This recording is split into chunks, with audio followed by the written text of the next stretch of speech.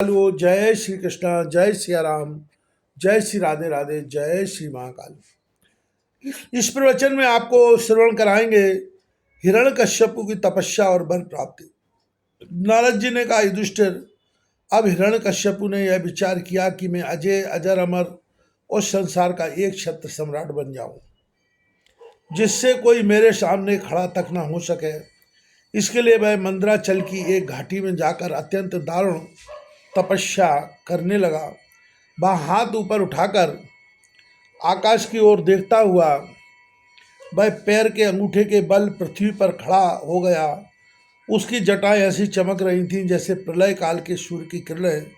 जब वह इस प्रकार तपस्या में संलग्न हो गया, तब देवता लोग अपने अपने स्थानों और पदों पर पुनः प्रतिष्ठित हो गए।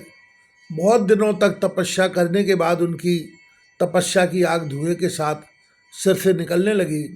वह चारों ओर फैल गई और ऊपर नीचे तथा अगल बगल के लोगों को जलाने लगी।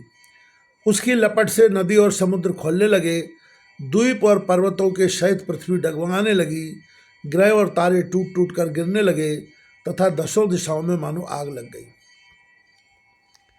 हिरण्यकश्यप की उस तपोमयी आग की लपटों से स्वर्ग के देवता भी जलने लगे। वे घबराकर स्वर्ग से ब्रह्मलोक में गए और ब्रह्मा जी से प्रार्थना करने लगे, हे देवताओं के भी आराध्य देव जगतपति ब्रह्मा जी, हम लोग हिरण्यकश्यपु के तप की ज्वाला से जल रहे हैं। अब हम स्वर्ग में नहीं रह सकते। हे अनंत, हे सर्वाध्यक्ष, यदि आप उचित समझें तो अपनी सेवा करने वाली जनता का नाश होने से पहले ही यह ज्वाला शांत कर दीजिए। भगवान, आप सब कुछ जानते ही हैं, फिर भी हम अपनी ओर से आपसे यह निवेदन कर देते हैं कि वह किस अभिप्राय से यह घोर तपस्या कर रहा है। सुनिए, उसका विचार है कि जैसे ब्रह्मा जी अपनी तपस्या और योग के प्रभाव से इस चराचर जगत की सृष्टि करके सब लोगों से ऊपर सत्यलोक में विराजते हैं, वैसे ही मैं भी अपनी उग्र तपस्या और योग के प्रभाव से वही पद और स्थान प्राप्त कर लूँगा। क्योंकि समय असीम है और आत्मा नित्य है।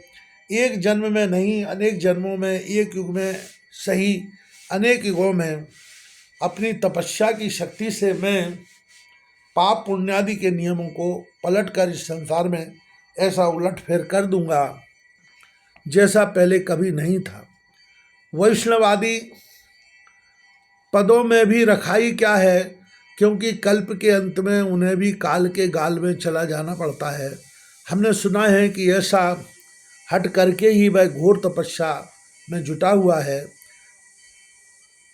आप तीनों लोकों के स्वामी हैं, अब आप जो उचित समझे वही करें। ब्रह्मा जी, आपका यह सर्वश्रेष्ठ परमेष्ठि पद विप्र एवं गौओं की वृद्धि, कल्याण, विभूति, कुशल और विजय के लिए है।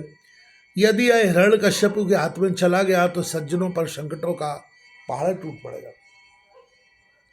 युधिष्ठिर, जब देवताओं ने भगवान ब्रह्मा जी से इस प्रकार निवेदन किया, तब वे भृगु और दक्ष आदि प्रजापतियों के साथ हिरण्यकश्यपु के आश्रम पर गए। वहां जाने पर पहले तो वे उसे देख ही न सके, क्योंकि दीमक की मिट्टी, घास और बांसों से उसका शरीर ढक गया था। चींटियां उसकी मैदा, त्वचा, मांस और खून चाट गई थी। बादलों से ढके हुए सूर्य के समान वह अपनी तपस्या के तेज से लोगों को तपा रहा था। उसको देखकर ब्रह्मा जी विस्मित हो गए। उन्होंने हंसते हुए कहा, ब्रह्मा जी ने कहा, बेटा हिरण्यकश्यपु, उठो उठो, तुम्हारा कल्याण हो। कश्यप नंदन, अब तुम्हारी तपस्या सिद्ध हो गई। मैं तुम्हें वर देने के लिए आया हूँ। तुम्हारी जो इच्छा हो बेखटके मांग लो। मैंने तुम्हारे हृदय का अद्भुत बल देखा। अरे, डांसों से तुम्हारी देह खा डाली है, फिर भी तुमने प्राण हड्डियों के सारे टिके हुए हैं। ऐसी कठिन तपस्या ना तो पहले किसी ऋषि ने की थी और ना आगे ही कोई करेगा। भला ऐसा कौन है जो देवताओं के 100 वर्ष तक बिना पानी के जीता रहे। बेटा हिरण्यकश्यपु, तुम्हारा यह काम बड़े बड़े धीर पुरुष भी कठिनता से कर सकते हैं।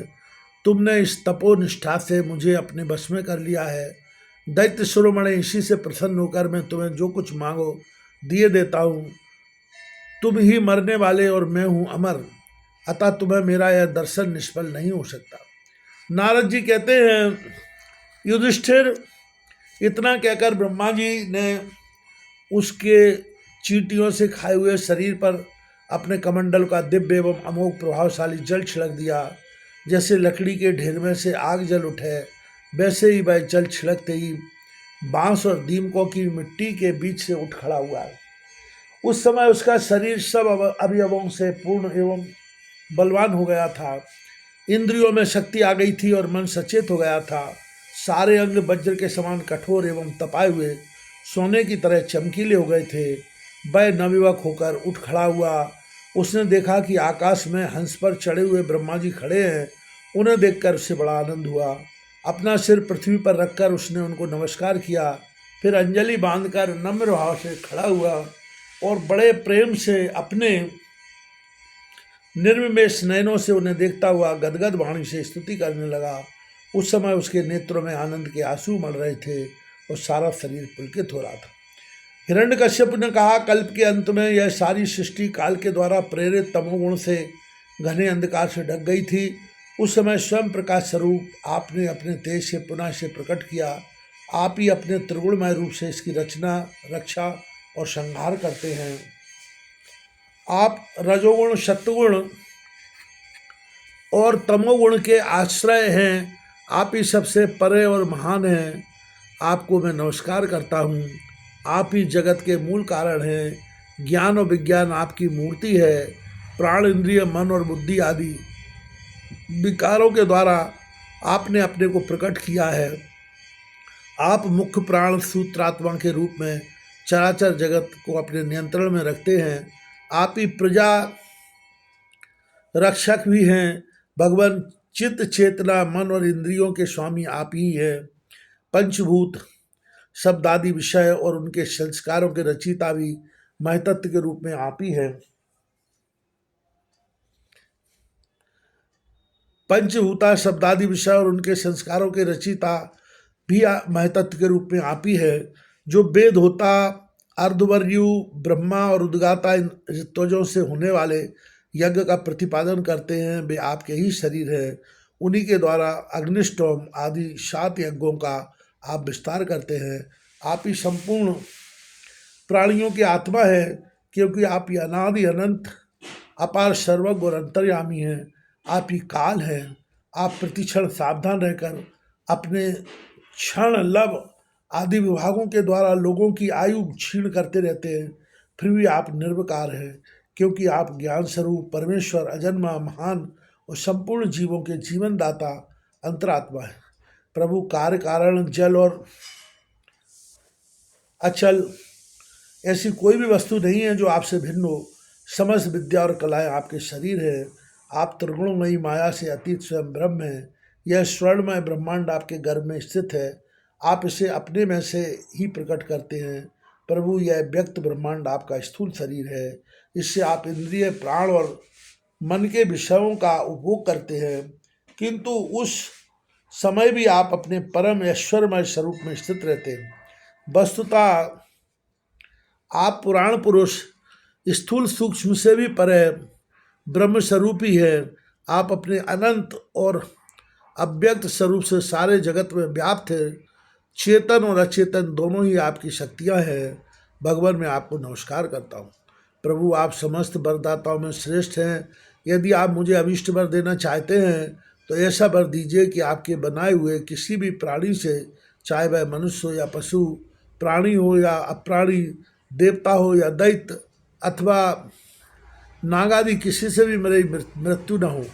भीतर बाहर, दिन में रात्रि में आपके बनाए प्राणियों के अतिरिक्त और भी किसी जीव से, अस्त्र शस्त्र से, पृथ्वी आकाश में कहीं भी मेरी मृत्यु न हो।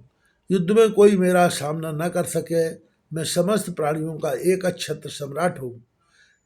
इंद्रादि समस्त लोकपालों में जैसी आपकी महिमा है, वैसी ही मेरी भी हो। तपस्वियों और योगियों को जो अक्षय अवसर प्राप्त है, वही मुझे भी दीजिए।